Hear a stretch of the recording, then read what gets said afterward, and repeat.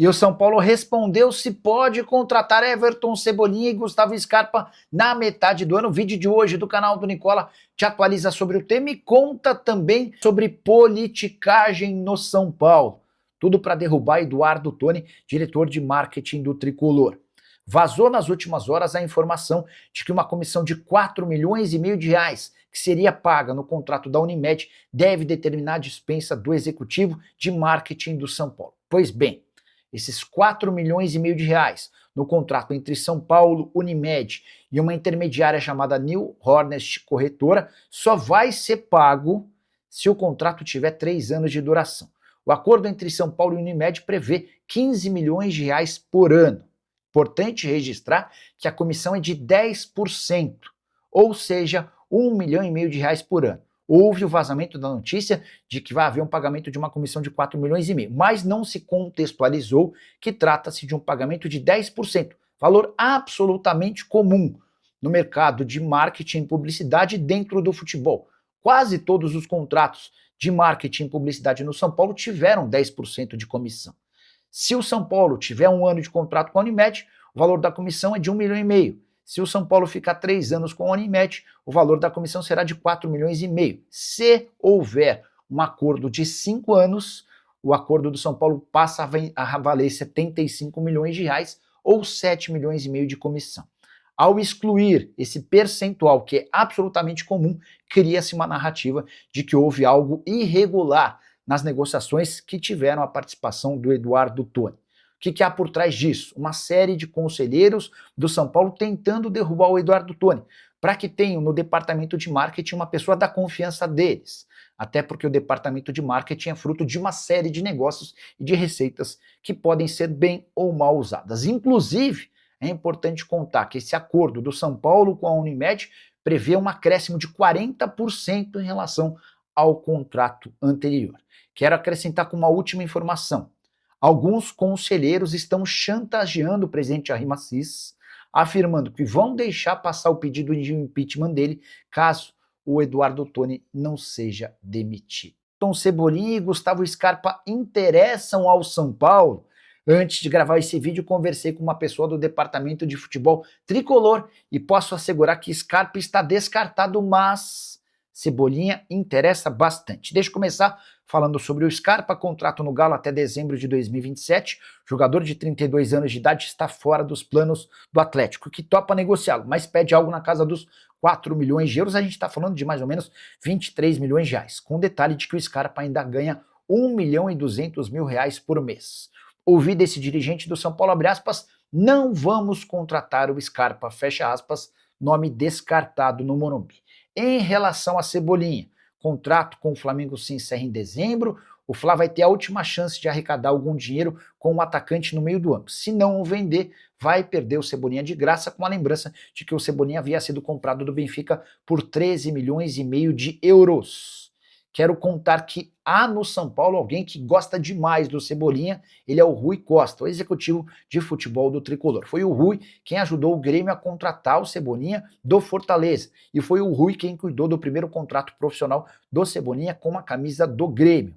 Dá para dizer que o São Paulo gosta da ideia de contratar o Cebolinha, embora admita ser uma negociação extremamente difícil, por conta do salário bem acima de 1 milhão de reais por mês, por conta da vontade do Cebolinha em acertar um contrato ainda melhor do que o atual, além dessa questão financeira.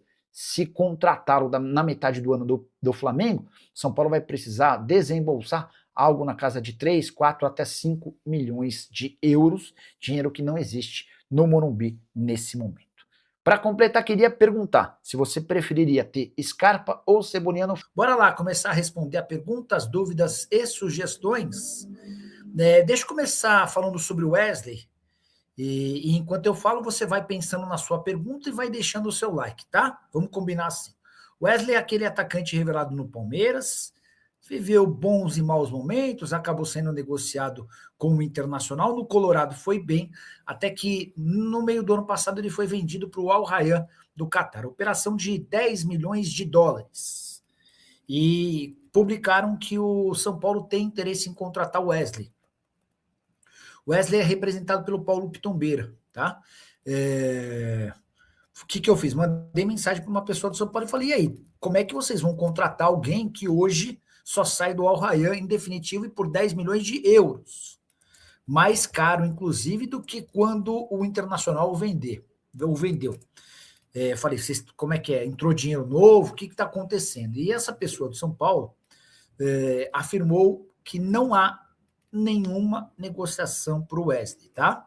E aí eu falei, mas como assim? E aí como é que surge essa história? E a pessoa falou, deve ser o empresário ou alguém do staff dele querendo especular para valorizar o atleta, para colocar o nome do Wesley na parada, tá bom?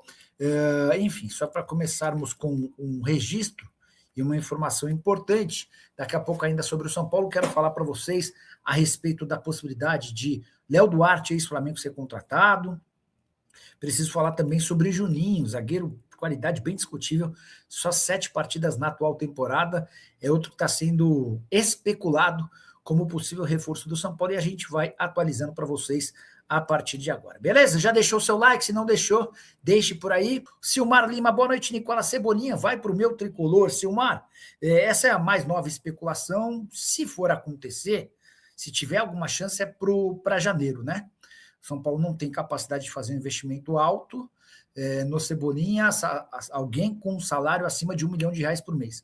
Eu acho mais plausível, eu acho mais viável entre os nomes especulados que o Scarpa seja contratado, alguém que está fora dos planos do Galo, do que propriamente o Cebolinha, tá bom? Só para lembrar, né, o Cebolinha tem contrato com o Flamengo até 31 de dezembro, tá?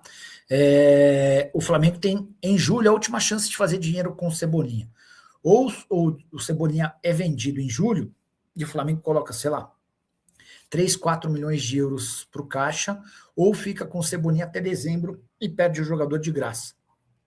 O grande ponto é que pro Cebolinha é mais negócio esperar até dezembro, porque esses 3, 4 milhões que serão pagos para o Fla, no caso em dezembro, vão ser pagos para o próprio Cebolinha, porque ele fica livre e vai escolher para onde vai e em que condições vai fechar, né? Será que o São Paulo irá reabilitar o Bahia? Cara, esse jogo é muito curioso, né? Partida marcada para Bragança Paulista nesse final de semana. O Bahia numa crise tremenda, eliminado da Libertadores, fora da Sul-Americana, fora da Copa do Nordeste, praticamente eliminado da Copa do Brasil depois de perder em casa por 3-1 para o Remo. Vinha perdendo para o Santos por 2-0, vai buscar o empate no finalzinho. Há um barulho grande pela demissão do Rogério Ceni. Cara, tô curioso para saber o que vai ser. Olha o Paulo Santos. Ajuda meu Bahia, tá perdido com o Rogério Ceni, não chega ninguém para o elenco. Perdendo jogos fáceis. Pois é, né? Se o Bahia tiver apenas o Campeonato Brasileiro para disputar, depois de tudo que foi investido, é o caso para se pensar, hein, meu? Se o Mar Lima, São Paulo tem que mandar um monte de jogador ruim e contratar o Cebolinha. Contei para vocês no início da live que o nome do Cebolinha agrada, embora o São Paulo considere uma contratação difícil. Inaldo Rodrigues, salve Nicola, você acha que o Vojvoda seria uma boa para o lugar do Machado? Não. O Vojvoda fez excelente trabalho no Fortaleza, em condições diferentes às que ele encontraria no São Paulo, no Corinthians e que encontrou no Santos, onde não foi bem. Isso não fui eu quem falou, o próprio Marcelo Paz, executivo de futebol do Corinthians, quando houve a troca no comando técnico, o Dorival foi mandado embora, perguntaram do Vojvoda. Ele disse, pessoal, o Vojvoda não tem tamanho para dirigir jogadores como os do Corinthians. O São Paulo já renovou com o goleiro Yang. O Moisés, eu vou atrás dessa história, não tem essa informação não, tá? Ontem o Coronel estreou como titular e o que mais chamou a atenção foi ele com a bola nas mãos deu um giro de 360 graus antes de despachar a bola. Ninguém entendeu nada. E a explicação do Coronel, goleiro brasileiro contratado lá da Major League Soccer, é que ele faz esse movimento para ver se não tem ninguém por trás, né? Ele depois acaba colocando a bola no chão, e se você coloca a bola no chão sem saber se tem alguém atrás, você pode correr o risco do cara roubar a tua bola. Mas foi uma imagem, no mínimo, curiosa, né? Nicola Cebolinha no São Paulo. Deixa eu só fazer um breve resumo sobre o que eu contei de Cebolinha e Scarpa, tá? No início da live vocês me perguntaram sobre o tema e eu mandei mensagem para uma fonte do São Paulo. A pessoa descartou Scarpa no São Paulo, mas admitiu que o Rui Costa conhece o Cebolinha desde o princípio, foi ele que, enquanto dirigente do Grêmio, foi buscar o Cebolinha no Fortaleza, foi o Rui Costa quem assinou o primeiro contrato profissional do Cebolinha no Grêmio. É um negócio difícil, é um negócio para lá de complicado, mas o São Paulo não descarta tentar o Cebolinha na metade do ano, tá bom?